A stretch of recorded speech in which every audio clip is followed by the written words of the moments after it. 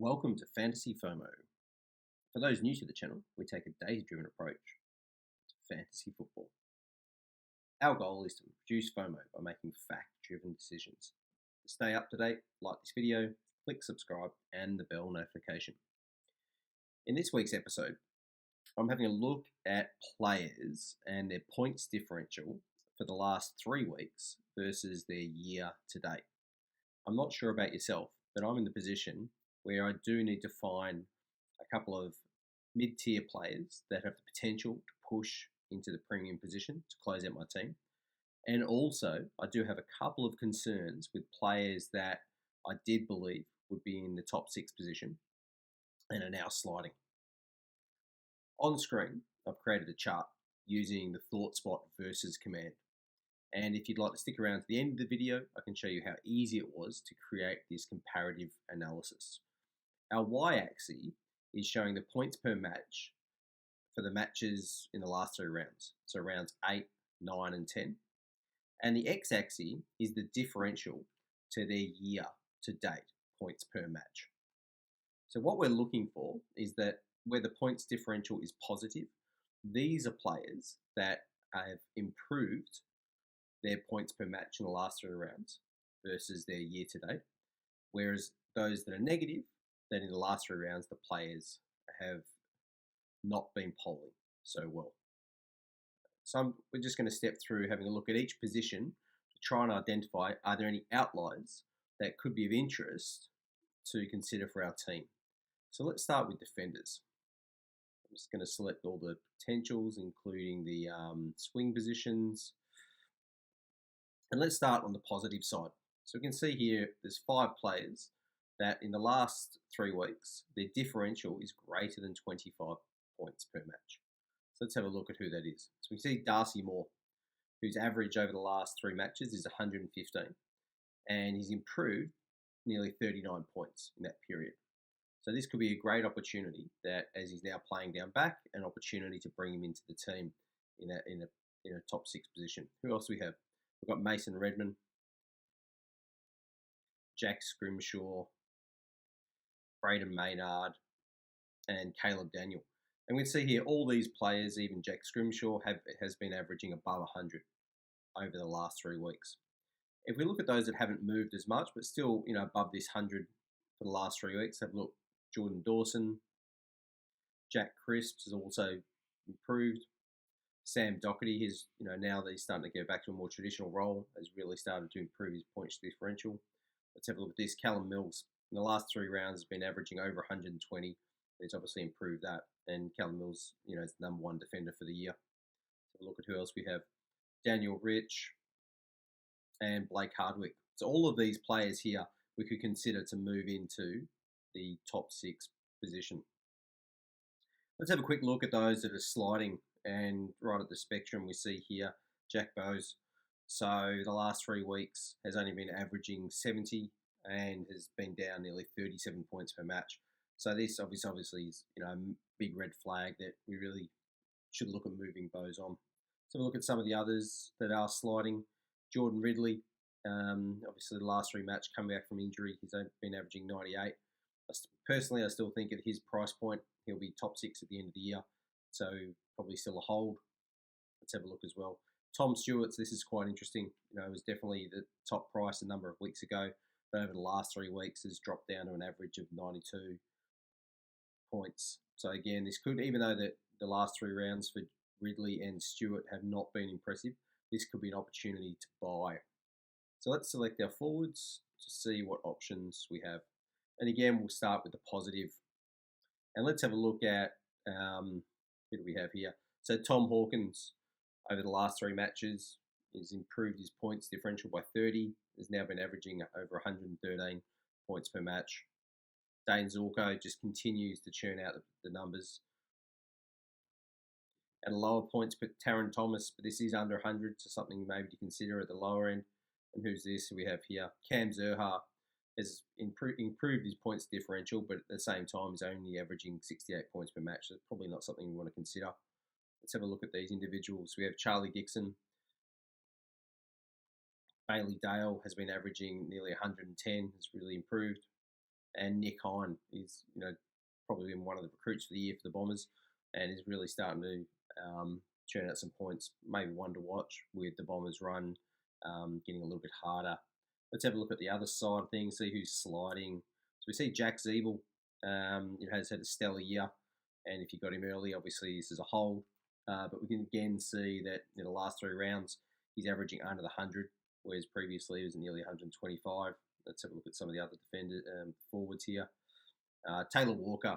So I think most people by now probably should have sold Taylor Walker, and we sort of did allude to this at the start of the year that probably wouldn't be able to sustain his form throughout the year. Maybe he can turn this around, and potentially this could be a good point to buy.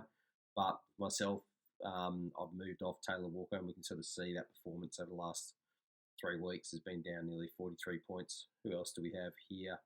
Harry Mackay has been an interesting one. And again, probably not someone we want to consider. And Toby Green. So, yeah, again, the last 3 weeks, which was interesting. Toby Green, when the Giants were losing, was actually scoring very well. Now that the Giants are starting to win, his points have gone down. And we might be seeing that shift of points towards the midfield players. So let's have a look at the midfielders. And again, we'll start with the positives of who's really been improving over the last 3 weeks. And we can see that the y-axis has really shifted. There's a lot more players averaging over 100, but there's still, I think, great opportunity to get some lower price players that could, be players' point of differentiation as we move forward. So far right, Clayton Oliver has just been on an absolute burn. And the last 3 matches averaging over 156. Obviously last week's was exceptional.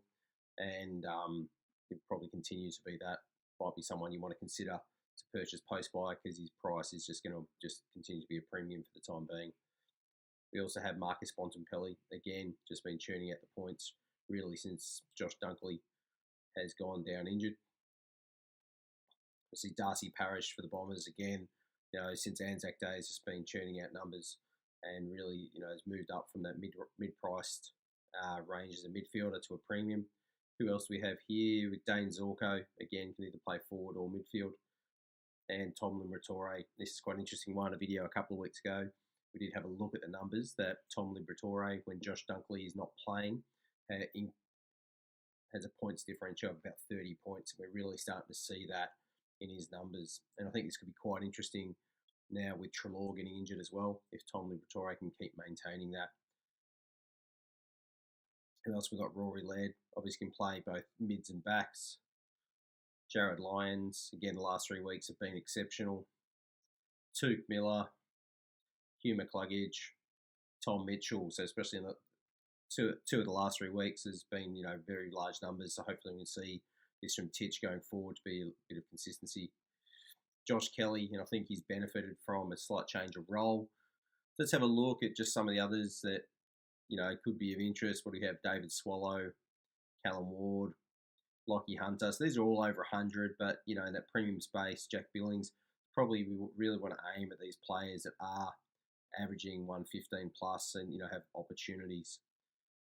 Let's have a look. This is actually quite interesting. Guthrie and Jackson McRae, still averaging very well, quite consistent, slightly down on where they were earlier in the year, and this might be an opportunity to buy them at a slightly reduced price.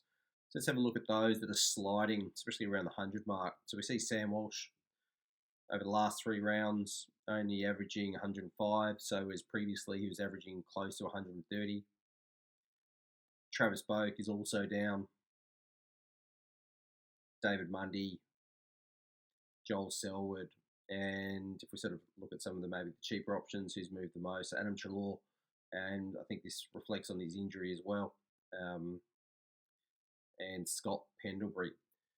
Finally, let's have a quick look at the rucks. So let's have a look here and see if there's opportunities. I think my ruck division is set. Let's have a look. So we can see here Sean Darcy in the last 3 weeks has averaged 124, so up 22.5 points. Who else is moving? So Nick Natnui could be an option. Todd Goldstein, still starting to string his season together, but again, it's only at 105. So we can have a look at, Brody Grundy is, just lost about 2 points, so it's just, consistent. And the other one is Max Gorn, that the last 3 rounds has been down about 12 points. So again, we're not showing all the players here. We are filtering it to players that have played over 8 matches. So finally, if you're interested, I just want to demonstrate how easy it is with ThoughtSpot to create this points differential just using the versus command. So really quickly, what I'd like to do is let's clear this search, and we want to have a search for player name. We want to do a filter for this year, so these are only matches for this year. And let's get the points per match as our fact. And finally, let's use the versus comparative keyword. So we want to have a look at rounds. So that's the number of the round. Less than or equal to 7 versus rounds greater than 7. So this will give us the comparative. So if we look at that in the tabular view, you can see the points per match average of players prior to round 7 and those after round 7. And the beauty of this is using a formula, we can really easily create that differential. So I just want to quickly create a formula for this. Points diff, let's call it. And then let's reference that. So points per match greater than round 7, points per match less than round 7. So that will give us our points differential.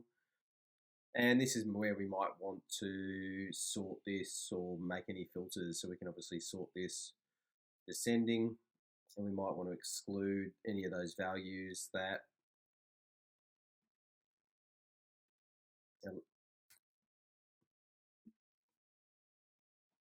and so we just want to apply a filter, so only return those values of greater than 0.